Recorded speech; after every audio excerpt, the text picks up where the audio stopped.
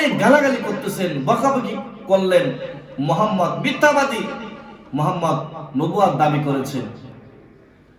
আবু বকর বলতেছেন, ও যুবকেরা রে, তোমরা না আমার নবীকে একটু আগে গালাগালি করলাম, আমাকে না নিষেধ করলাম নবীর কাছে যাওয়ার জন্য। নবী ফকিরনি, নবী এতিম, নবীর কেউ নাই, নবী লোভী, কত কথা না বললা। শোনো শোনো, একটা কথা শোনো, এখনো সময় আছে, ভালো হইতে টাকা লাগে না। মুহাম্মদ সাল্লাল্লাহু আলাইহি সাল্লাম সত্য নবী, এইটাই সত্য। এই আবু বকর, কি বললা? বোঝা গিয়েছে তোমাকে এমন ভাবে জাদু করেছে আব্দুল্লাহর ছেলে মুহাম্মদ, তুমি শেষ। না না, মক্কা নগরের যুবকেরা না, আমি অনেক আগে জানি সে আল্লাহর নবী, সে আল্লাহর পয়গম্বর, এটা আরো আগে থেকে আমি জানি। কিন্তু আমি তাকে বিভিন্ন ভাবে টেস্ট করেছি, পরীক্ষা করেছি, সে ফার্স্ট। এই মক্কার যুবকেরা, আমি একটু আগে আল্লাহর নবীর হাতের উপরে হাত রেখে কালেমা পড়েছি, মুসলমান হয়েছি। তোমরাও মুসলমান হয়ে যাও, আল্লাহকে মেনে নাও, মূর্তির পূজা করিও না, আর ইটের পূজা করিও না, পাথরের পূজা করিও না, সূর্যের পূজা করিও না, পানির পূজা করিও না। মক্কা নগরে যুবকরা বলতেছে, আবু বকর,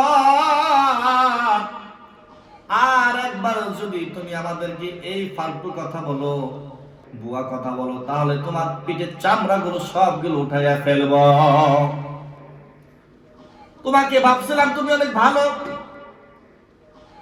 আমরা তোমাকে সমাজের ভিতরে বিচার আসার সময় তোমাকে নিতাম, তুমি এত ধনীর ঘরের সন্তান, তোমার বাপের তো কোন দিক দিয়া সম্পদের কম ছিল না, টাকা পয়সা কোন দিক দিয়ে কম ছিল না, বংশ পরিচয় কত ভালো, অথচ তুমি এই ধরনের কথাবার্তা বলো।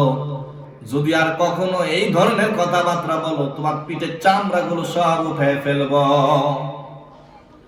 আবু বকর বলে, ও মক্কা নগরের যুবকেরা, তোমরা আমাকে যতই তোমরা গালাগালি করো, আমাকে যা মনে চায় তা করো, চামড়া উঠে ফেলো, এইটাই সত্য। আল্লাহর নবী শেষ নবী, আল্লাহর নবী সে পয়গম্বর, আল্লাহর নবী, এইটাই সত্য। যুবকরা, আবু বকর বৃদ্ধ মানুষ, কলারটা ধরিয়া মাটির ভিতরে ফালাইয়া আবু বকরের এমন ভাবে মারধর করলেন, মারতে মারতে মারতে মারতে মাথা ফেটায় ফেললেন, নাকগুলো ফেটায় ফেললেন। আবু বকরকে এমন মারা মারলো, মারতে মারতে শরীরের চামড়া, সত্যিকারী চামড়া উঠাই ফেললেন। আহা,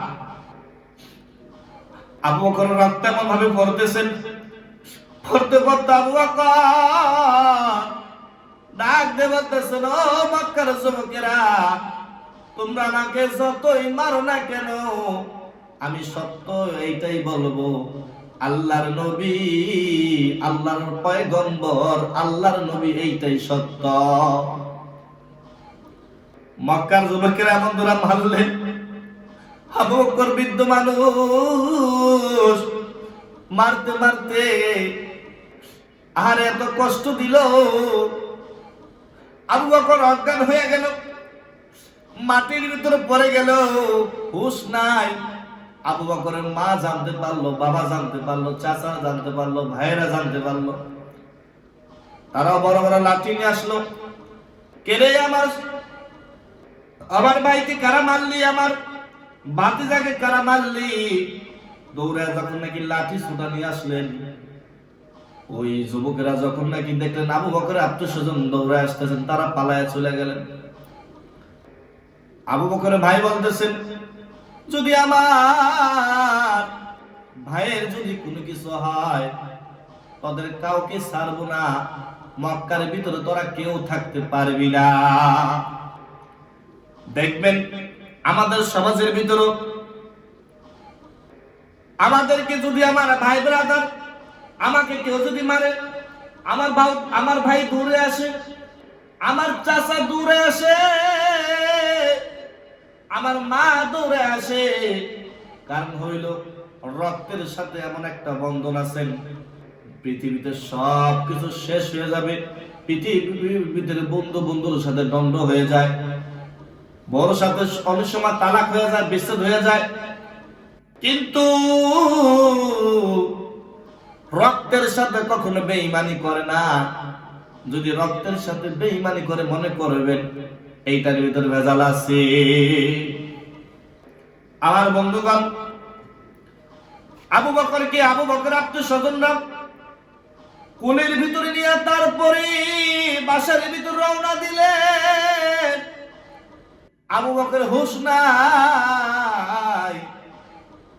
যখন নাকি বাসার ভিতরে নিলেন, আবু বকর মা কান্না করে, আরে আমার আবু বকরের মারলো। এই সন্তানেরা শুনে রাখো, আমার সন্তানকে যারা নাকি গায়ে হাত দিয়েছে তাদের কাউকে ছাড়া হবে না। মক্কা নগরের ভিতরে কার সন্তানকে মারছে এটা তোমরা দেখাইয়া দিও। আবু বকর একদিন, 2 দিন, 3 দিন হয়ে যায়, হুঁশ নাই। আবু বকরের মা কান্না করে আসল দিয়া রক্তগুলো মুছে দিতেছেন, জ্বরে খালি কাঁপতেছেন, কিন্তু হুঁশ নাই। আমার বন্ধুগণ, 3 দিন পরে যখন নাকি আবু বকর হুঁশ ফিরলেন, জ্ঞান ফিরলেন, ফেরার পর আবু বকর মাথা উঠাইতে পারে না। মাথায় এমন জোরে জোরে আঘাত দিল, মাথা নিয়ে উঠতে পারে না। মা মাথাটাকে উঠাইয়া দিলেন। আবু বকর নাক ফুলে গিয়েছে, চোখ ফুলে গিয়েছে, দেখতে পারে না, চোখগুলো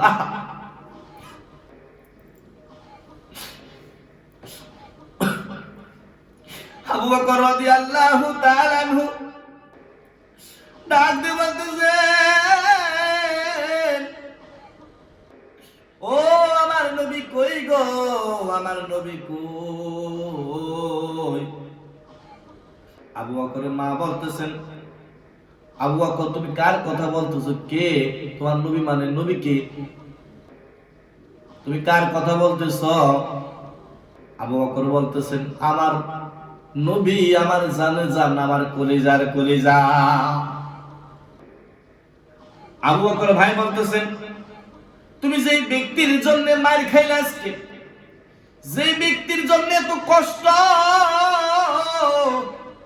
হে আবু বকর, আজকে তুমি যদি মইরা যাইতা 3 দিন হয়ে যাইতো, আর তুমি কোন জায়গার মুহাম্মাদের কথা বলো, যার বংশের পরিচয় নাই, যার নাকি চিনি না, জানি না, যে নাকি হঠাৎ করে আল্লাহর নবী দাবি করেছে, তার জন্য তুমি এত কিছু করো।